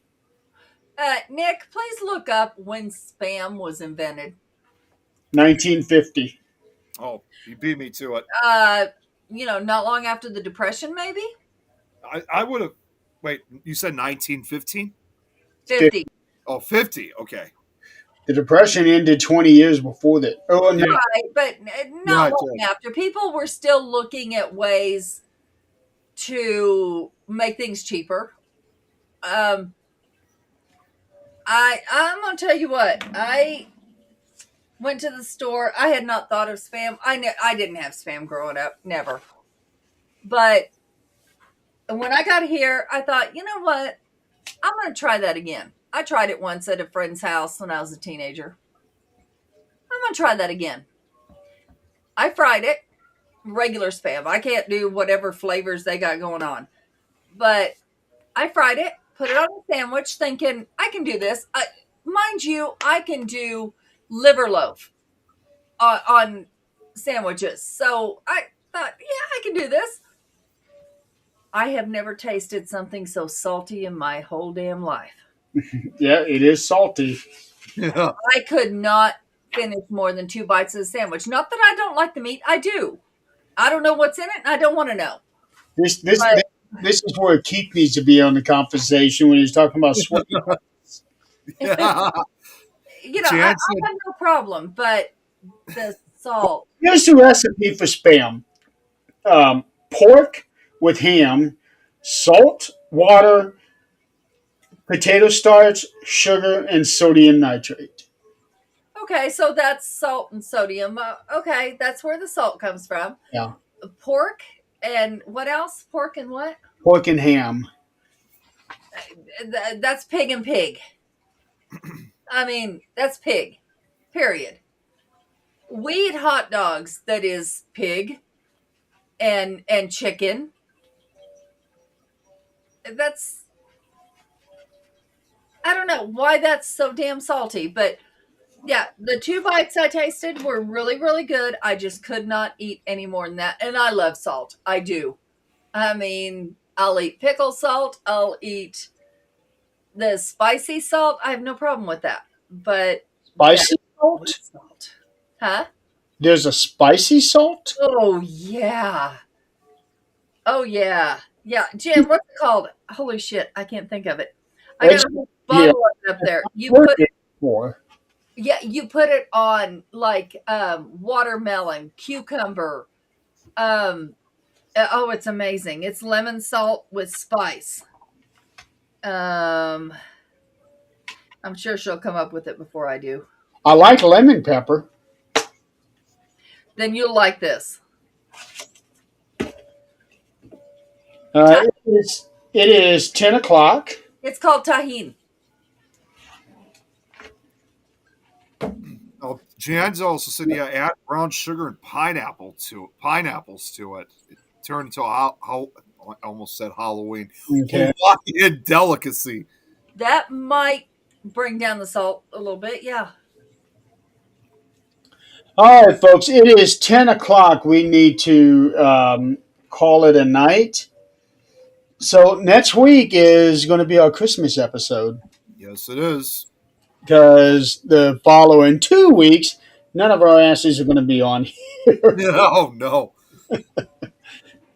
Um, yeah, so we'll be doing a Christmas episode next week. And I don't know quite what we're going to do because we'll be celebrating Christmas on Supernatural Talk, and I'll also be doing a Christmas edition of 13th Dimension the s- following night on Friday. Um, yeah, that's all I got.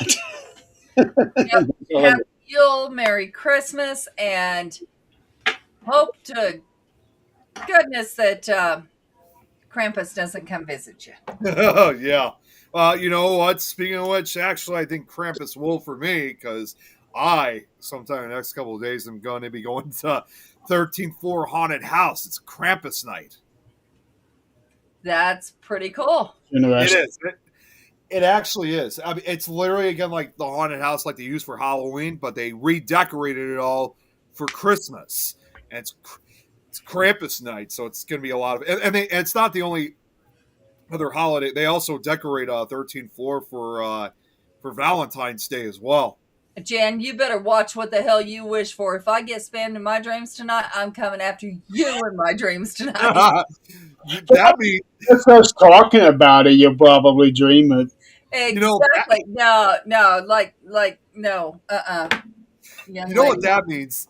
You're going to be getting to her first before Krampus does. And next week we will talk about who Krampus is because people don't really know. Yeah, Jesse is Krampus. He does not have horns, and he cannot. Krampus used to correct mean children. Used to scare the shit. He cannot scare the shit out of children. No. There, Yep, does he have a long beard? there is a really cool animatronic of a Krampus where he's holding a kid by his ankle, Oh, wow. screaming. And that's what they did. They had people in that town dress up to go scare kids that were naughty. There was no such thing as presents given out. You hope the hell Krampus didn't come visit you. Yeah, I know that was pretty big in German. I know it's from German folklore. So yeah. Yeah, yes, it is. So yeah, next week will be our Christmas episode. Um, We will talk about where Santa came from. Yeah. Actually, this might be a good time for me to talk about that Santa Claus story that I made up. I don't know if I sent that one to you or not. No, Santa Claus is coming to town? no. I did not? Okay. I'll send it to you. Okay, I got all weekend this weekend. Oh, Except for tomorrow. I got all weekend. I have no foster babies right now. They all went to go be adopted for their forever homes. I don't have them. well, I am going to go ahead and send it to you now while I'm thinking about it. Okay. But I do go back to the pound tomorrow, and I'm going to find out who adopted them and what happened to Okay. them. Once again, It's sitting in your text thing now. once again, just before we get off, I just want to say Perfect. Just want to say one more time that we're going to be celebrating Madeline's birthday tomorrow. So again, I want to wish her a happy second birthday, and should be fun tomorrow. It should be a good night. And tomorrow, Absolutely. Happy birthday, sweetheart. We're going to watch you grow up. She's growing fast. She's growing fast. I actually been meaning to send you guys some pictures of me and her. I was going to send it out in the things chat. It was from a number of months ago, but the pictures are great because We'll wait and send them tomorrow. she gotta say this was kind of like a show host, because she appeared on one of Don's shows one time, and it was really cute. You guys got to check it out.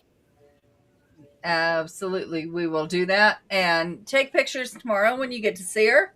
Yeah. And, That's the thing I said to my sister earlier. I was thinking, and I said that to my mom. I said, well, unfortunately, I just didn't really get a chance to get pictures with her. And then they're like, well, we'll be celebrating it tomorrow, so you can get the pictures done. So it's I get to see my sometimes kid in January. I get Nate back for a little while. Well, even if I'm a day late, it doesn't really matter. We're still celebrating her birthday at the end of the day. So it don't matter. It's going to be plain and simple. We're just getting some of the family over at my sister's house, going to order a couple pizzas, and that's going to be it. Unfortunately, though, my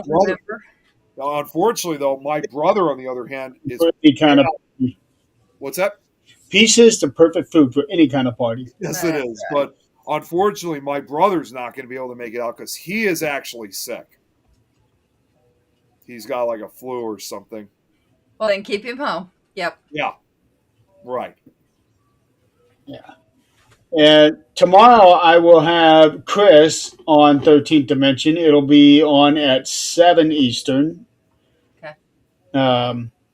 Because I took my show down an hour earlier so that I can get done at 8 o'clock and watch SmackDown. There you go. 7 is going to be 5 our time. No, 5 your time. That's 5 o'clock. Our time. I won't get to see nothing because 5 I'm at the party and it's not over till 10. Yeah, because you are behind me. So whatever my time is, you subtract 2. That's right. Okay. What are you and Chris going to talk about tomorrow, Jeremy? Just talk about what got him into the paranormal, his interest in some of the places he's been to. I'm not going to go in like real deep. I only got 1 hour, so I'm just going to ask him some of the basics because, far as I know, he's not been like an actual guest talking about his stuff. I know that he has co-hosted, but I don't know if he's really had an opportunity to talk about his experiences. Yeah, I was going to say, I mean, he's got to experience them from the other side of the camera at the Abbey. Yeah. Well, I was also going to say, too, that, yes, I know it's going to be mainly paranormal, but more importantly, too, I was actually under the impression you were going to talk to him about, like, the stuff on wrestling as well. Because since he has a big fascination with wrestling, too. That's a different show. Yeah, that's Yeah, a different show. yeah. There you. That's true. That's a different show. That's Mark's on Wrestling. Mark's on wrestling. Yeah, Yeah. yeah. Although I did have Joe on the show on 13th Dimension, and we did talk about wrestling. Um, but that was a different circumstance then. Right. Well, like I said, even for when I'm out tomorrow night, I'll probably just jump in quickly just to say hi to you guys. Just stay a few minutes on, and then because honestly, I don't even know what time we're meeting tomorrow night, so it all depends. Yeah, well, if your party starts at 6, you're not watching us then. I honestly don't know. I really don't know. I'm not gonna know until either probably not gonna know until after I get off this. Honestly, Okay. Well, take pictures and send them to us. yeah, I definitely will. Definitely will. All right. So, everybody out there in the audience, thank you so much for playing along with us. It's been a fun night. We learned a lot tonight about weird and unusual places. Um, so, stay tuned tomorrow night for 13th Dimension, and next week when we do back to back Christmas shows of Supernatural Talk and 13th Dimension. And also Tuesday on Fear Fans, we're going to be talking about one of the worst movies ever made, Jack Frost 2. Oh, I gotta just ask real quick, Jeremy, because this is right at the top of my head. I've always been thinking about this for the long. You know what I wish we could do, by the way, for the network? Like I wish we could do for actual Christmas Day. Not saying any of us have to be involved, but unfortunately, I don't think this would work because it would be a copyright issue. It's too bad we don't have like some kind of Yule log or something that we could play on Christmas Day or something like that. Have you ever thought of doing something like that? A what? A Yule log, like the fireplace, like they do, like you know Oh, what a I'm talking. Yule log. I know what that is. It's just like a shot of a fireplace, and it's usually there's Christmas music always played. You don't know what that is? Yeah, It's a pagan thing. Yeah, it's. I'm down. it would be nice. The only problem is the music that would be playing because they play like all different types of like different Christmas classic tunes. I mean, it always changes up. The only problem is it would be copyright issue though. That's the problem. I got an idea.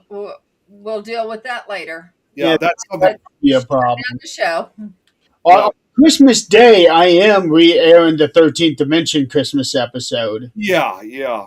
No, And I just thought, also, Zach's going to be doing his 36-hour thing. oh yeah, that's right. That's coming up.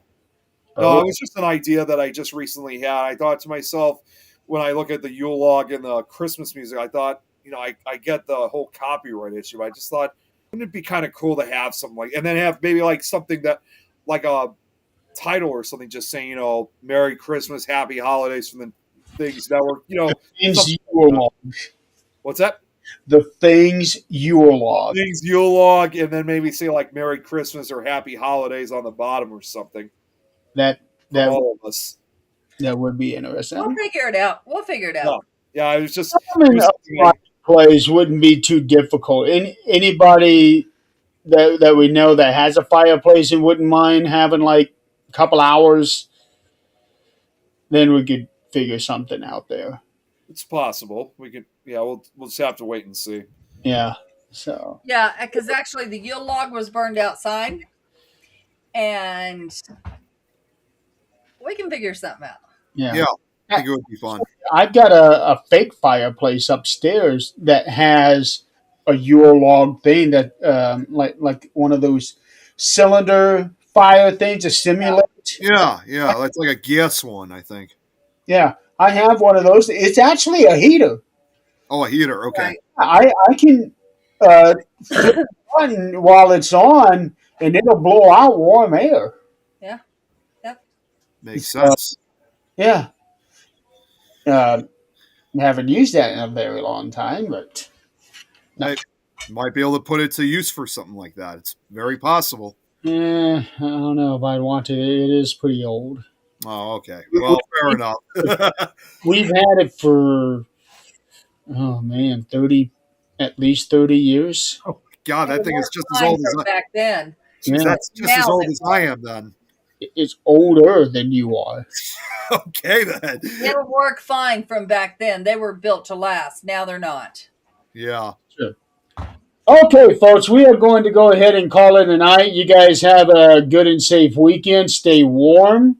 I know there's a bunch of areas that's supposed to be getting a lot of snow. Not in Colorado because her ass is in a bikini in 70 degrees. Well, if it makes you feel better too, what's kind of ironic, I'm just going to throw this out. When I was looking up that town earlier today, Candido Godoy in Brazil, currently down there, it's about 80 degrees in that part of Brazil. Well, yeah, it's Brazil. Yeah, well, right now we're expecting snow all day on Saturday. Yeah, that's Keep about that the shit. same for us. It's like what I said, like what Scott said when he was on uh Shane and Mary's show, that whatever I get over here, it's probably gonna affect you guys. Yeah, you keep it. All right, so everybody have a good night, and we will see you all next week for our Christmas episode. Awesome. Ho, ho, ho. Watch what you're calling me. So, Actually, Adrian, when you read the story there towards the end, ho, ho, ho is actually explained of what it really means. yeah, just watch what you call me. Okay, leave it alone. I think you'll like this one. Have a good night, everybody. We'll see you next Good night, everyone.